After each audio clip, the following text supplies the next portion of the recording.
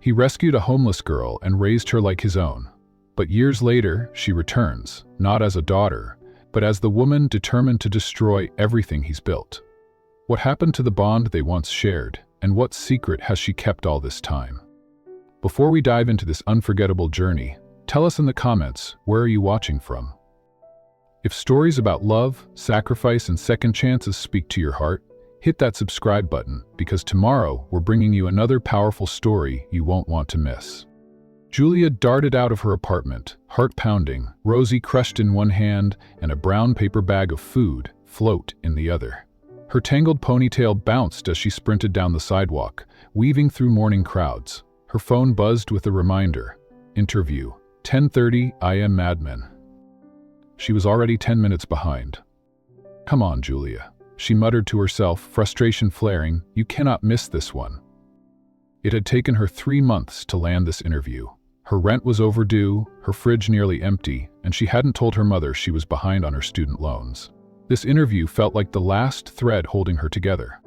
Clutching her purse tighter, she cut down a narrow alley, her usual shortcut. Damp posters fluttered from the brick walls. The scent of damp concrete and old takeout containers filled the air.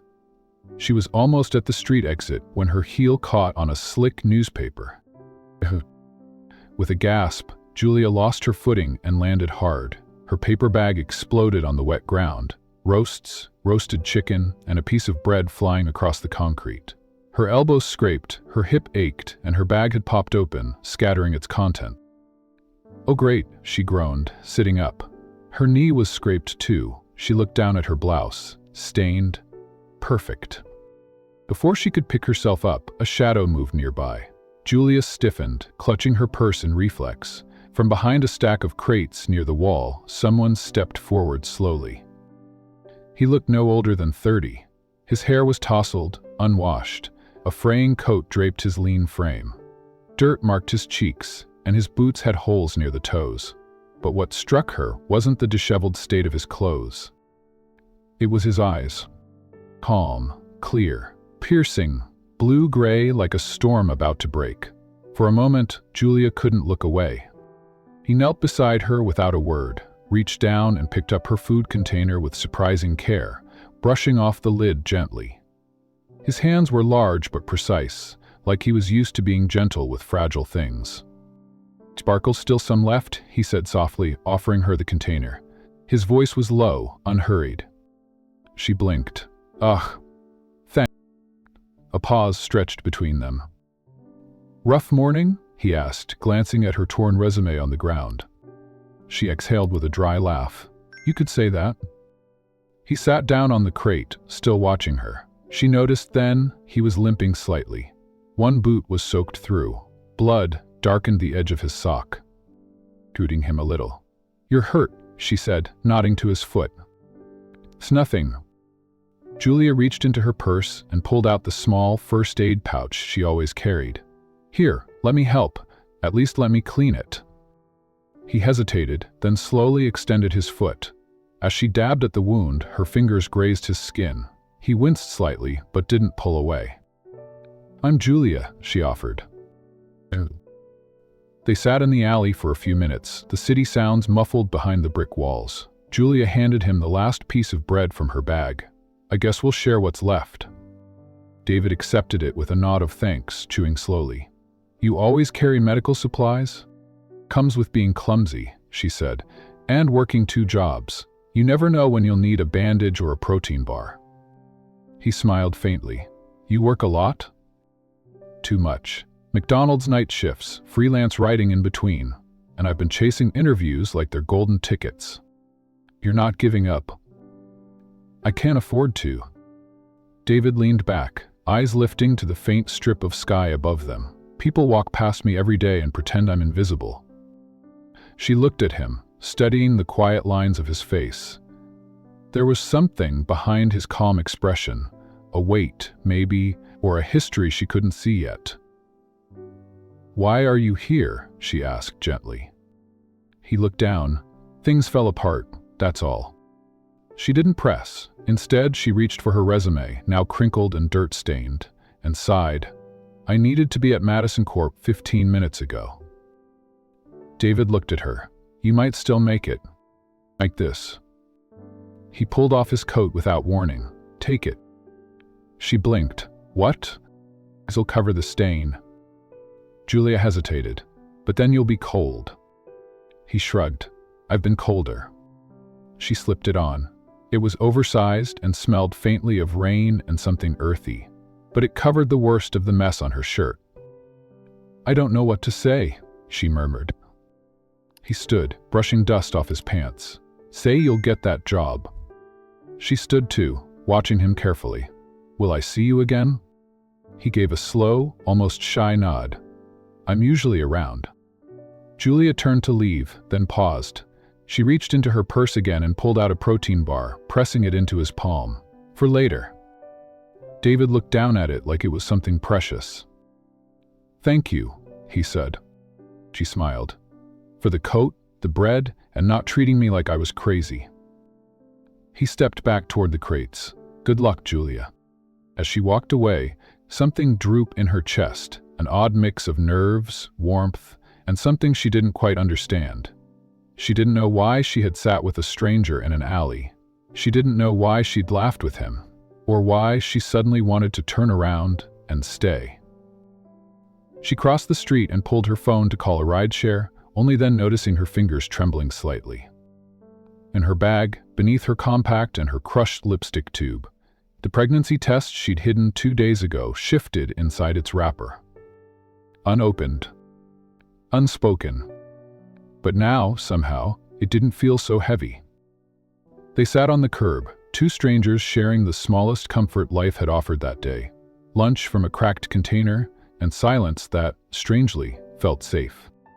Julia brushed crumbs from her lap and passed David the last bite of bread, nudging it toward him with a small grin. You know, for a kid hiding behind garbage bins, you have annoyingly beautiful eyes. David chuckled, eyes flickering with amusement. I've been told worse. She laughed, for real this time, letting the tension of her failed interview slip away in the warmth of a shared joke. The street around them buzzed with the usual chaos, honking taxis, the sharp cry of seagulls overhead, but for a moment, it didn't matter. You always hang around this alley? She asked, teasing but curious. David wiped his hands on his coat and nodded toward the concrete wall behind him. Best seat in town. A little shade, a little shelter, and a view of people chasing their next big dream. Julia smirked. Sounds poetic coming from a man who just ate my spilled lunch. He shrugged, offering a crooked smile. Sometimes, spilled things are the most worth savoring. She tilted her head. There was something about him. His voice was calm but carried the weight of someone who had seen too much. It stirred something in her chest. David looked at her then, more serious. I'm David, and you're Julia. Her heart skipped. How'd you know my name? He pointed at the resume sticking out of her bag. Says right there. Julia rolled her eyes and laughed again. Of course. Standing, she dusted herself off and glanced down the block. I've got another interview. You gonna be here tomorrow, David? He nodded, without missing a beat. Probably. Unless lightning strikes or someone finally offers me a room with a view. With one last grin, she turned and walked away, not noticing how long he watched her disappear around the corner. The next day, Julia was back in the alley. She wasn't sure why. Maybe she took the long route on purpose. Maybe she needed the calm in David's eyes more than she'd admit. He was there, leaning against the wall, scribbling in a small notebook with a half-chewed pencil. You write? She asked, approaching. David looked up, clearly surprised. I try. Helps keep my mind from unraveling. What are you writing now? He held it up, revealing sketches instead of words. I used to be an architect, he said quietly. Now I design buildings I'll never build. She crouched beside him again. You ever design a castle? He raised an eyebrow. For you? No, for my dreams, she replied with a wink. From that day on, it became a rhythm. Each morning, Julia passed through the alley on her way to interviews, and each time, David was there. Sometimes he read old newspapers, sometimes he offered cryptic wisdom that somehow landed perfectly in her scattered world. Once, after a particularly disastrous meeting, She slumped beside him with slumped shoulders and a silent scream behind her eyes. "I spilled coffee on the manager's desk before even saying hello," she muttered. David handed her a napkin he'd saved from somewhere. "At least it wasn't your soul you spilled. That's harder to clean up." She laughed despite herself. "Where do you get this stuff?" she asked. "Surviving takes stories," he said. "Telling them keeps me warm." On another morning, she brought him a real sandwich: turkey, lettuce, mustard, wrapped in clean foil. David hesitated, unwrapping it slowly. "You sure you can spare this?" "Sure," she said. "Besides, you're practically my morning therapist now." He smirked. "Then I'll need a raise." They sat and ate again, the city blurring around them. Julia was slowly noticing how invisible David was to everyone else, how people averted their eyes, quickened their steps. But not her. One morning, clouds threatened rain, and Julia wore no umbrella. Her shirt clung to her back as she ducked into the alley, breathless. David was already there, dry beneath a slanted awning. He reached for her hand, guiding her under the narrow strip of shelter. "Your smile," he said, "still shines through the storm." She rolled her eyes, hiding the blush that crept up her cheeks. "You're insufferable." "I'm homeless," he corrected. "Insufferable costs extra." The banter faded, replaced by the gentle patter of rain on tin and silence that no longer felt strange. That day, Julia missed her interview but stayed beside David, their knees brushing lightly as thunder rumbled above. The next week, she brought a small kit: alcohol wipes, a new pair of socks, and a thermos of hot tea. He blinked at the kindness, throat tight. "You don't have to." "I want to," she cut in. "You've been showing up for me. This is how I show up for you." David looked away, nodding. Then, one afternoon, she walked up to the alley and didn't find him. The crates were still there, the sketchbook folded neatly on top. But David was gone. Panic rose like bile in her throat. "David?" she called, stepping further into the narrow passage. No answer. She checked back the next morning, still no sign. 2 more days passed. She brought the sandwich anyway. Then finally, on a cold Friday, he reappeared, his arm wrapped in a cloth bandage, limping slightly. "What happened?" she gasped, rushing to him. "Wrong place, wrong time," he said, brushing it off. "I'm okay," he said quickly. "Just, sometimes people don't like when you sleep in their doorway." Julia felt something snap. "That's not okay."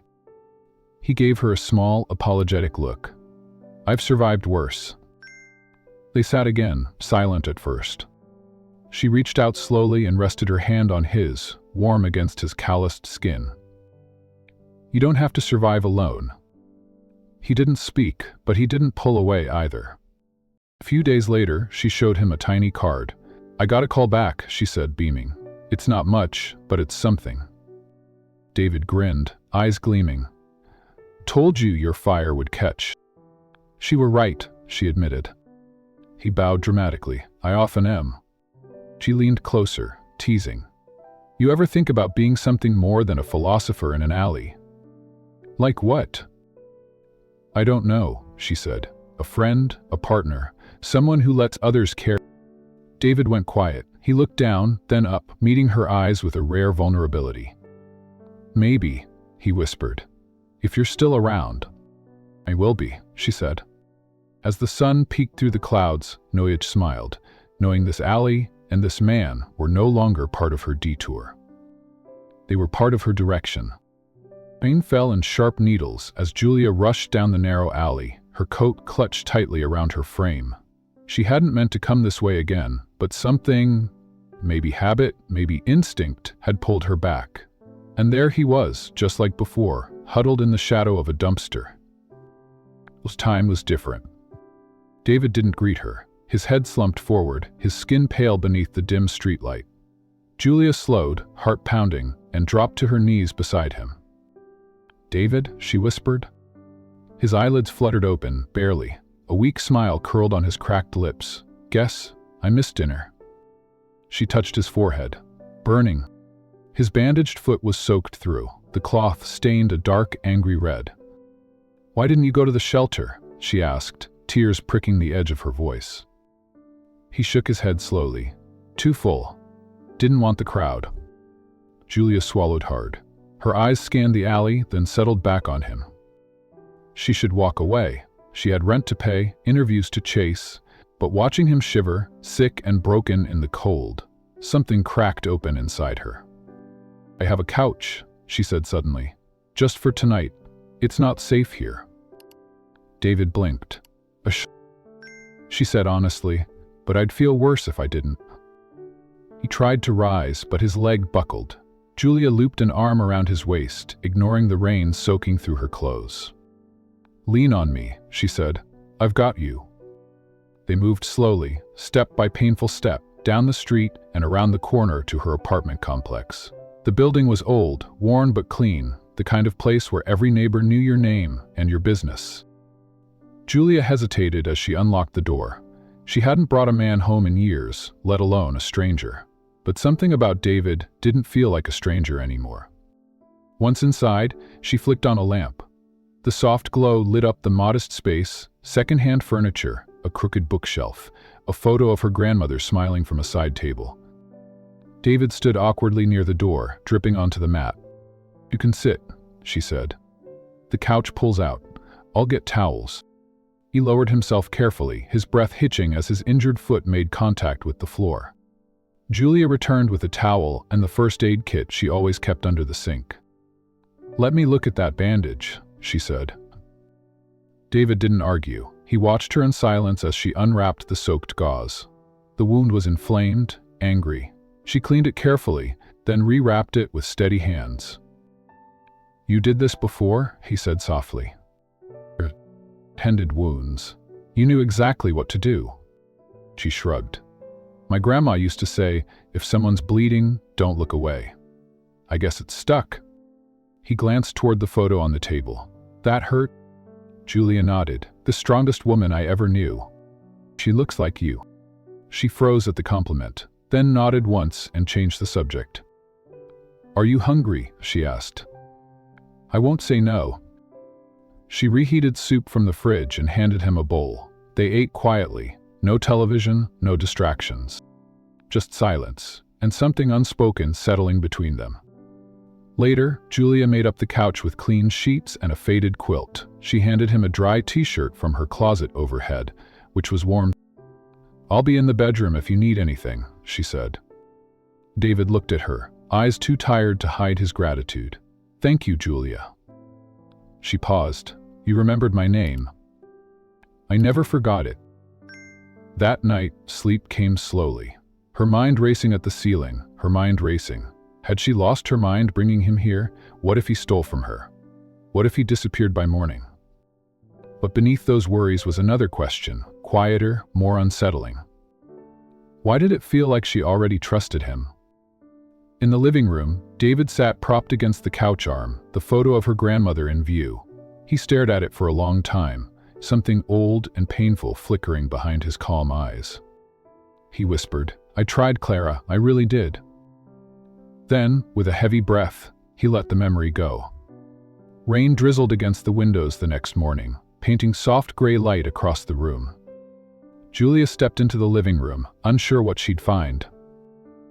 David was still there, awake, clean, hair slightly damp from a sink shower, wearing the t-shirt and a pair of borrowed sweats.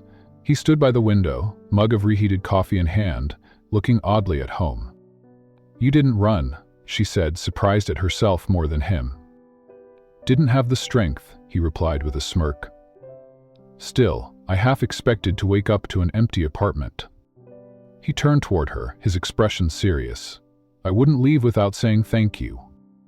She walked to the small kitchenette and began making toast. "So, what's your story, David?" He took a seat at the counter. "You sure you want it?" She nodded. "I don't like mysteries on my couch." He took a long sip of coffee. "I had a name once, a job, a life. I lost it all in one day. Wrong choices, wrong people, and a silence I kept too long." Julia didn't press. She knew the look in his eyes. Some stories needed to unfold in their own time. She handed him toast. No judgment here. He smiled. You're different, Julia. I'm just trying to survive. Exactly, he said. That's what makes you strong. She rolled her eyes. You're poetic for a guy who lives behind a dumpster. I wasn't always behind one. They laughed. The sound was light, real. As the day wore on, Julia found herself falling into a rhythm with David. They cleaned the apartment together, folded laundry, shared stories, small, safe ones. He told her about a love for music. She confessed her dream to run a community food kitchen. He didn't laugh. He said, "You'd be amazing at that." That night, he stayed again. She offered, he accepted. No questions, no assumptions. Only a quiet agreement between two people who'd seen too much and trusted too little. By the third day, Julia found herself looking forward to his jokes, his strange metaphors, the calm way he folded her laundry like it was a holy task. But she also noticed how he winced when she mentioned hospitals, how he flinched when sirens passed. He carried something heavy. She didn't push, but she stayed close. That night, as they sat on the couch, rain falling once more, she asked the question lingering at the edge of her thoughts. She said, "A doorway." David looked at her, long and quiet. "Because you see people, Julia, not problems, not broken things, just people." She looked away, blinking fast. The room fell into soft silence again. Then she asked, barely audible, "You ever miss home?" He didn't answer at first, then whispered, "Every day." When she rose to grab a blanket, he reached out, fingers brushing hers. "Thank you," he said again. This time, she didn't say, "You're welcome." She just stood there, her hand in his, warm and steady. And for the first time in a long time, neither of them felt alone. The faint buzz of Julia's alarm clock broke the early morning quiet. She stirred under the covers, squinting against the dim light filtering through her blinds. Her hand reached out from beneath the blanket, blindly swiping until it found the snooze button. But before she could drift back into those last few moments of sleep, she heard the unmistakable sound of water running. She sat up, confused. A faucet in the kitchen. Heart beating a little faster, she slid out of bed and padded barefoot toward the sound. As she turned the corner into the kitchen, she stopped cold. David stood at the stove, sleeves rolled up, gently stirring a pot of something that smelled faintly of ginger and rice. His hair was still a mess, and his coat hung off the back of one of her chairs, but he looked calm. "You're cooking?" she asked, voice rough with sleep. He looked over his shoulder, almost sheepish. "Rice porridge, or, at least, my version of it." Julia stepped closer, peeking into the pot.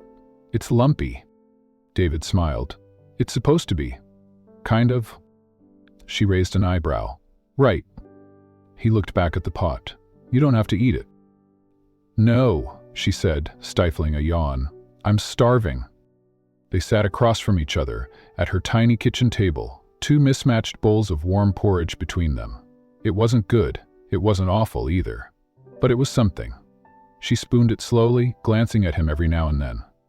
David ate in silence, his posture still cautious, like he didn't quite know where to place himself. The day unfolded in strange, unexpected harmony. Julia showered, dressed, and was preparing to leave for yet another temp interview. As she slipped on her heels, she caught sight of David quietly rinsing the dishes she'd left behind. He moved with an easy rhythm, as though this were normal, as if he belonged here. Later that evening, when she returned with tired feet and an aching back, she found him seated on the couch, nose buried in a book. It wasn't just any book, it was one of her old college texts, Economics for Dummies. She blinked. "You're reading that?" David looked up, not embarrassed in the slightest. "Brushing up?" "Hey?" she asked, tossing her purse on the side chair. "Fancy job." He shrugged. "You said you were applying for accounting jobs. I thought maybe I should understand what you go through." Julia stared at him for a long moment, something tender curling in her chest.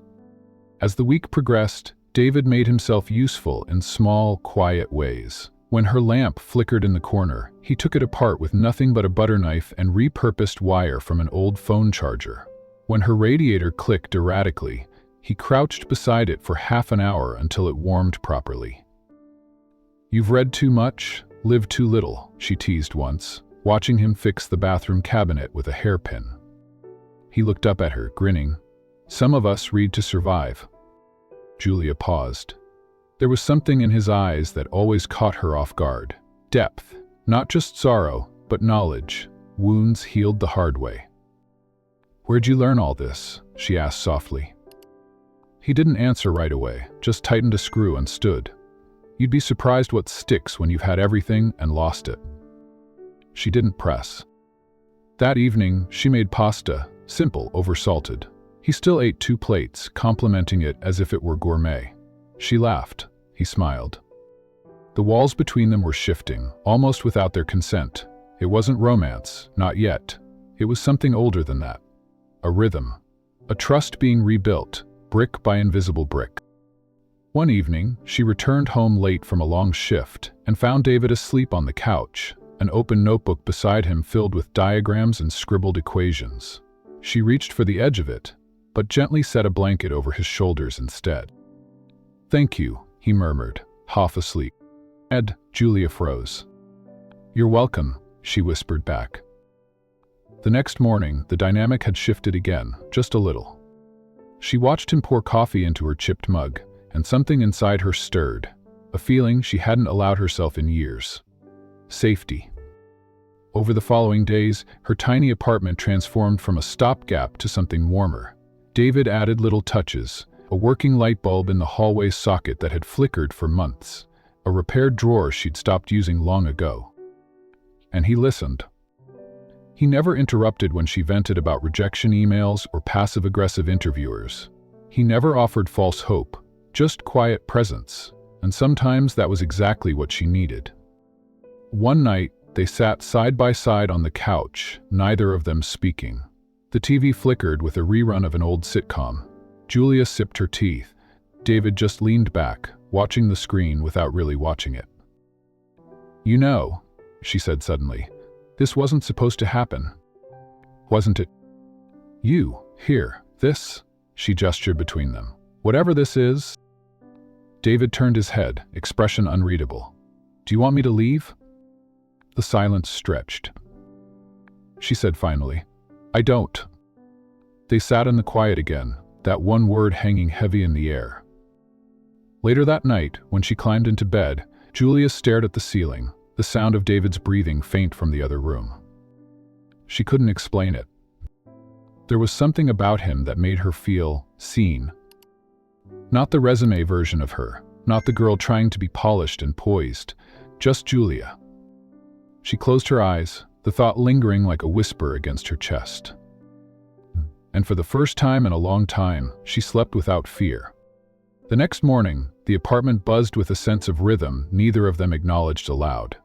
Julia was brushing her teeth when she heard music, a low, jazzy tune from her old speaker. David was humming along, pouring pancake batter into her chipped pan. "You're making breakfast again?" she said, poking her head out of the bathroom. He turned, flipping the pancake with surprising skill. "Thought I'd try to redeem myself after the porridge." She smiled, curling into the edge of the doorway. "Well, you're halfway to earning roommate points." He handed her a fork, bowing with exaggerated formality. "Your breakfast, ma'am." They ate by the window this time, sharing stories from childhood. She told him about her grandmother, the one in the framed photo he always stared at. "She raised me," Julia said, eyes soft. "Taught me to survive on love and leftovers." David nodded slowly. "She sounds like someone who knew what mattered." "She was," Julia whispered. He looked at the picture, then at Julia. She'd be proud. Her breath caught. In the span of weeks, a stranger had become, not quite family, but not just a guest. Something in between, something more. And for now, that was enough. The pounding on the door echoed through the small apartment. Julia looked up from her coffee, startled. David, already halfway to the entrance, froze mid-step. "Building manager," a gruff voice barked from the hallway. Leaseholder only. You're not on the papers, and this isn't a shelter. David gave Julia a wide-eyed glance. Without missing a beat, he straightened his posture and swung the door open. "Good morning," he said smoothly. "I'm Julia's cousin. Just here for a short visit. Family emergency." The manager raised a skeptical brow. "Cousin, huh? That's so." Julia rushed over, heart racing, unsure whether to jump in or stay silent. David gave her a subtle glance. "Don't speak," she said finally, her voice a bit too cheerful. "He's my cousin, David, from Boise," David echoed, nodding with a slight smile. The manager squinted. 2 weeks. That's all I'm giving him.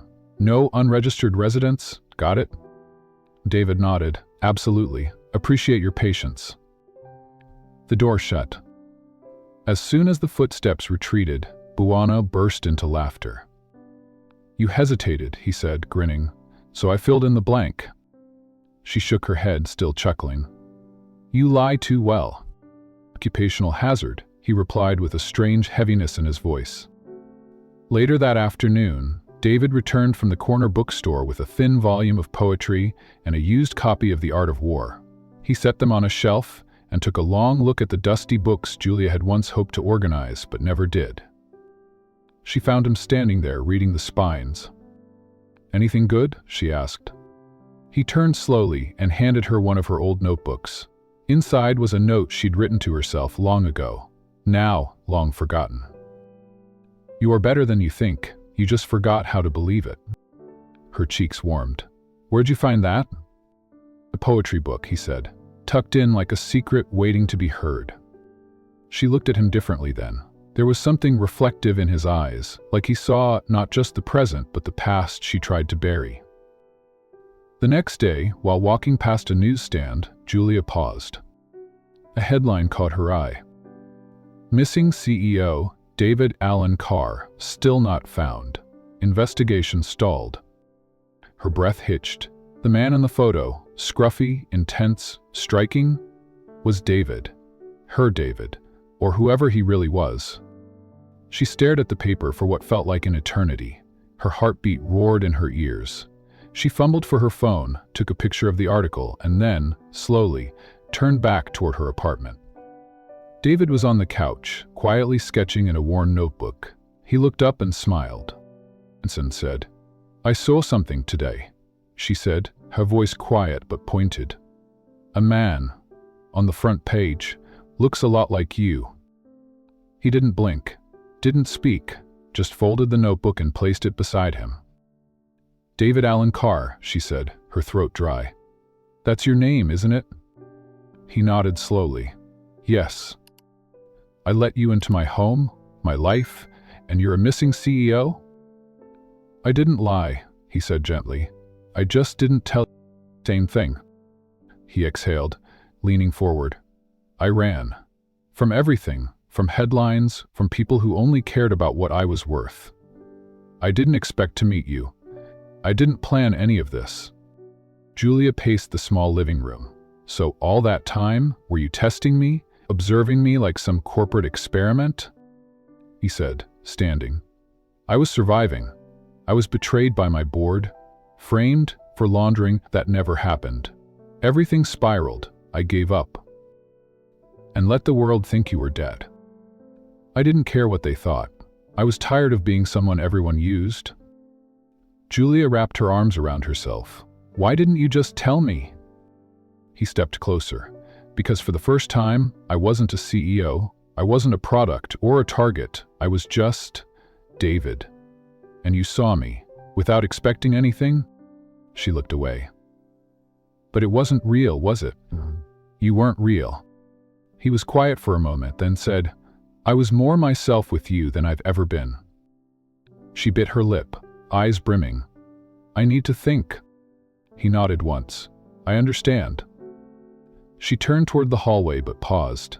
"That photo on the shelf, the one of my grandmother. Why did you stop when you saw it?" He hesitated, then said, "She looks like someone who believed in impossible things. Like you?" Julia disappeared into her bedroom and shut the door. David stood in the living room, alone again. He looked at the shelf, then at the empty space beside the couch where she usually sat. He didn't follow. He wouldn't. Not this time. Julia smoothed her blouse one last time in front of the mirror before grabbing her bag and rushing out the door. Today's interview at Solvares Corporation was the best opportunity she'd had in months. She didn't even notice that David had already left. Normally, he'd be in the kitchen, sipping tea, reading one of her books upside down. But the apartment was quiet. Across town, David wasn't David anymore. Clean-shaven, suited, and wearing sleek framed glasses, he stepped into Harvin Enterprises' glass tower under the name Daniel Andrade. The building, as familiar as a scar, welcomed him back with sterile indifference. Every step reminded him of what he'd lost. At the front desk, he smiled coolly. "I'm from the SEC. I have an appointment with Victor Reynolds," he said, flashing a forged ID. The receptionist barely looked up before waving him through. He moved with calculated calm, sliding into the executive floor with practiced ease. He reached the server room and plugged in a small device. Within minutes, encrypted data files spilled across the screen. Proof of embezzlement, money laundering, and internal manipulation, all signed off by Victor. His heart pounded. It was worse than he feared. Back at the interview, Julia walked confidently through Solvares' headquarters. Her resume was finally being seen, her voice heard. She answered each question with passion. As she exited the conference room, her phone buzzed with a news update. She froze. There it was again. David's face, except this time in a breaking news banner. David Allen Carr, former CEO of Harvin, missing for over a year. New developments in the case. She stared at the screen. Her breath caught. She leaned against a wall, trying to process. It couldn't be. Her David? No, his name was Daniel Andrade now. Or had it always been David Allwright?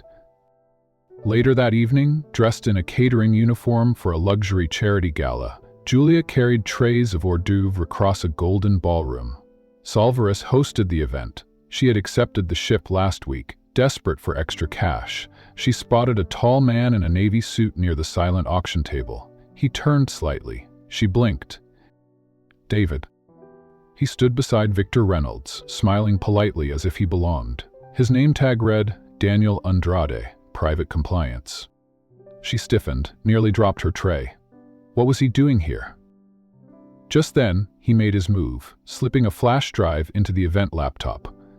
The screen blinked for a second too long. Julia's eyes widened. Suddenly, a woman screamed, "My phone's missing." Security rushed toward David. Calmly, he handed over his badge and exited through the side hallway. Julia followed, slipping off her apron. Outside in the alley behind the event hall, she caught up to him. "David? Daniel? Whatever your name is, what are you doing?" He turned, startled. "Julia?" She didn't let him speak.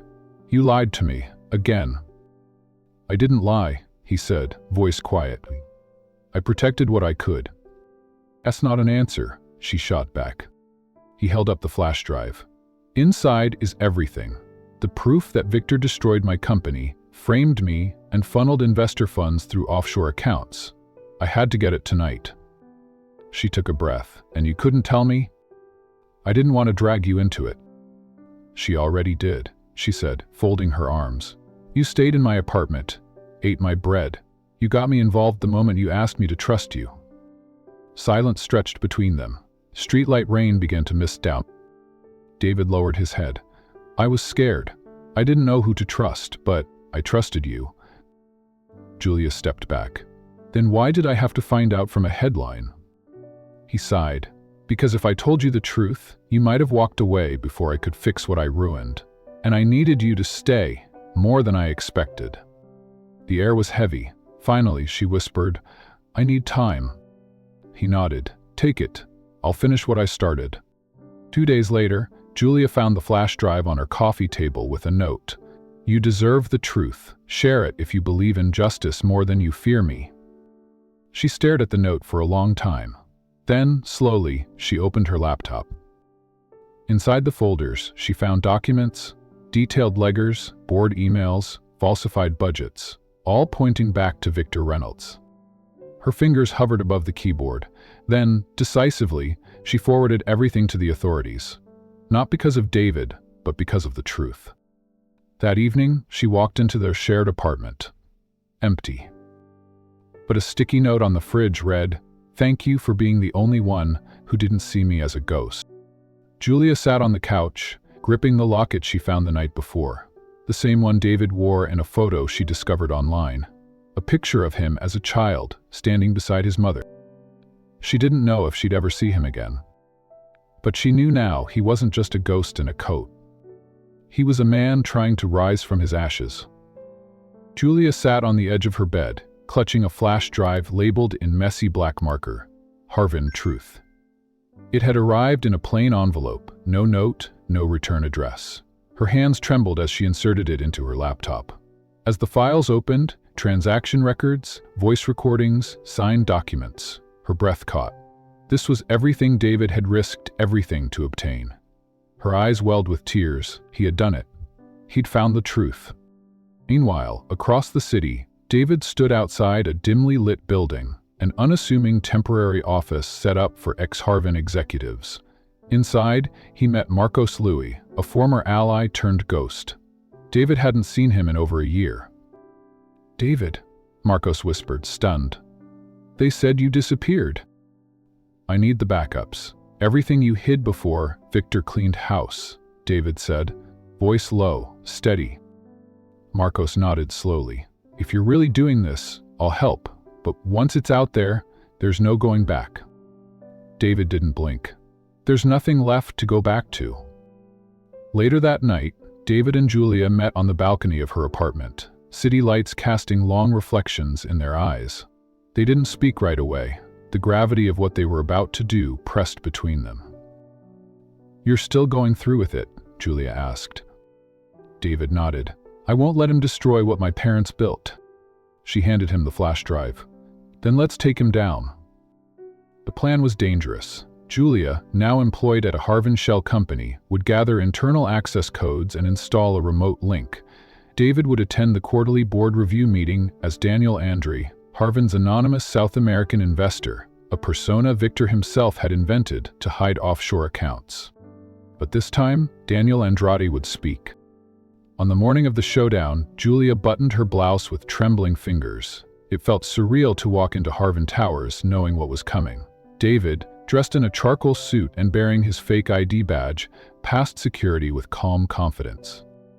They locked eyes briefly from across the hallway. Neither smiled, but both knew they were ready. The boardroom was sleek, soulless. Victor stood at the head, smug and oblivious. "Let's begin with the asset report," he said, waving to his assistant. That's when David walked in. The room froze. "Excuse me, this is a closed meeting," Victor barked. "I know," David said, pulling off his badge. "That's why I'm here." Gasps rippled through the room. Cameras rolled. Journalists had been invited under the guise of a financial update. David tossed a binder onto the table. "I'm David Alencar, founder's son, and I have proof that this company has been bleeding from the inside." Victor's face drained of color. "You have no standing here." David raised his hand. "Actually, I do." He inserted the flash drive. Audio played. Victor's voice, clear as day.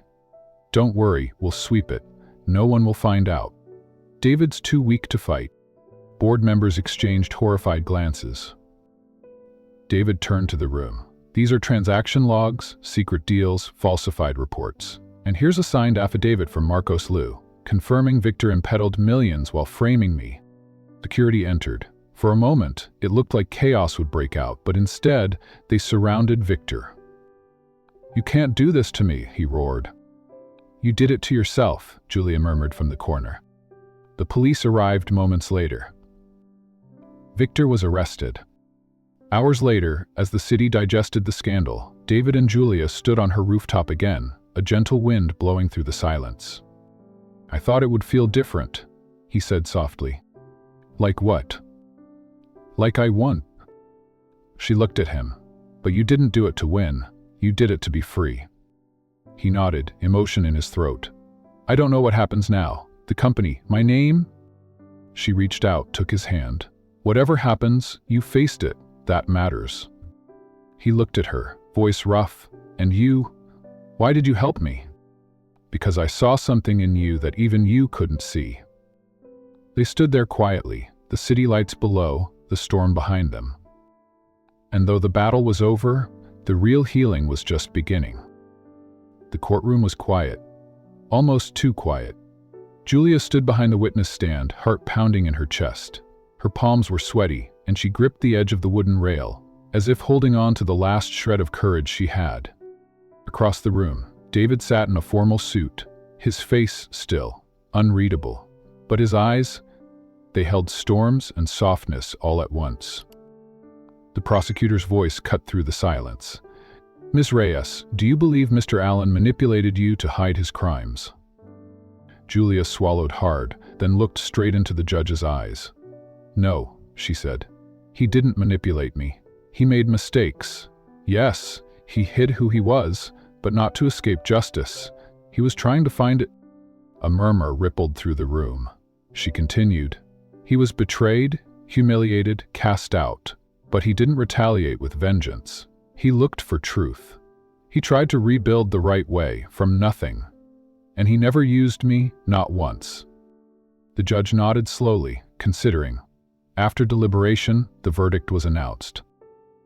However, Mr. Allen is hereby restricted from holding executive leadership in any publicly traded corporation for a period of 5 years. It wasn't a total victory, but it wasn't ruin either. David stood silently as the gavel dropped. Julia caught his eye briefly. There was no celebration, no applause, just a nod and the ache of things still unsaid. Days passed. Julia sat at a sidewalk cafe in the soft glow of morning, sipping tea and watching people rush by. Her world felt like it had tilted slightly, something both heavier and lighter. She opened her planner and saw something tucked inside, a note. David's handwriting. "I left because I loved you more than I loved my pride. Not forever, just enough to give you your own path. If we ever meet again, I hope it's not as strangers." Her throat tightened. Months passed, and the city shifted into spring. Julia threw herself into her new job at Soveris, helping design social initiatives for underfunded schools. She worked quietly, diligently, rebuilding her rhythm. One afternoon, a letter arrived in her mailbox. It was hand-dressed in familiar ink. Inside, an invitation. "Come visit Dintino Cafe." No pressure, no promises, just coffee. She hesitated for days. Then one Saturday, she boarded a train. The cafe was nestled in a cobblestone square in a small town. Wooden beams, sunflowers in window boxes, and a chalkboard that read, "Kindness is always on the menu." Inside, it smelled like fresh bread and cinnamon. And there he was behind the counter, in a simple apron, hair a little longer now, scruff on his jaw. "Hi," he said softly. Julia blinked back tears. "You made this?" He nodded. "Started with a borrowed cart and a lot of muffins gone wrong." She laughed. And suddenly it was just them again, two souls who had collided once in an alley and hadn't let go. They sat by the window, talked for hours, about court, about silence, about choices. "I don't have a corporate future," he said, "but I found something better. A place to build something with meaning. And maybe, if you still want it, a life with you." Julia stared at her tea, then reached into her purse and pulled out the sunflower photo from his old apartment. She placed it on the table between them. "I never stopped hoping," she whispered. They didn't kiss, didn't rush, just held hands across the table.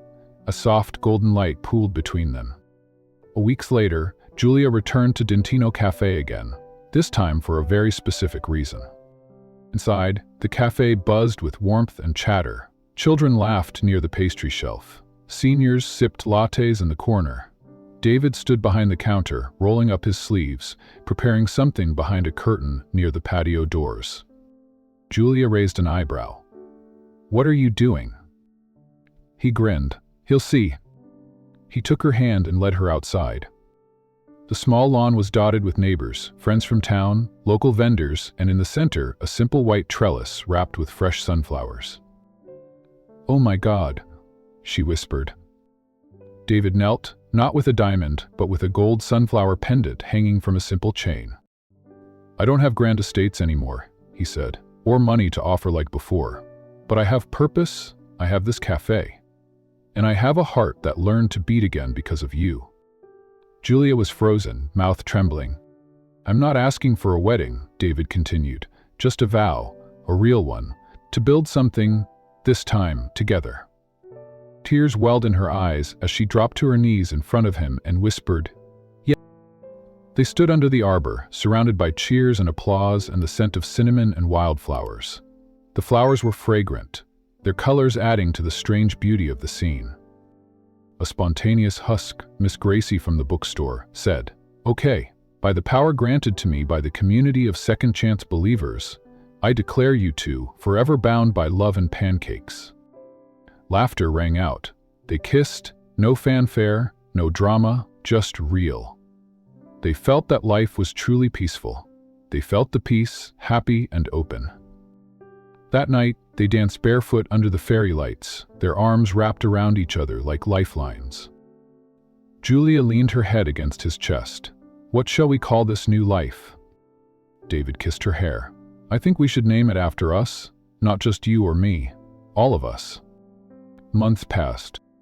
The cafe was renamed Cafe and Heart, a very nice name. One fine morning, Julia came downstairs with her baby in a sling and found David flipping pancakes while singing off-key to the radio. Their daughter giggled in her sleep. Her sister visited on weekends, now studying education and writing poems on napkins. And when they sat down for breakfast, just the three of them at a little wooden table, they didn't talk about fame or loss. Just love. The camera pulls back. Sunlight pours through lace curtains. Julia's voice lingers in the air. "He said he had nothing to give, but he gave me everything that mattered."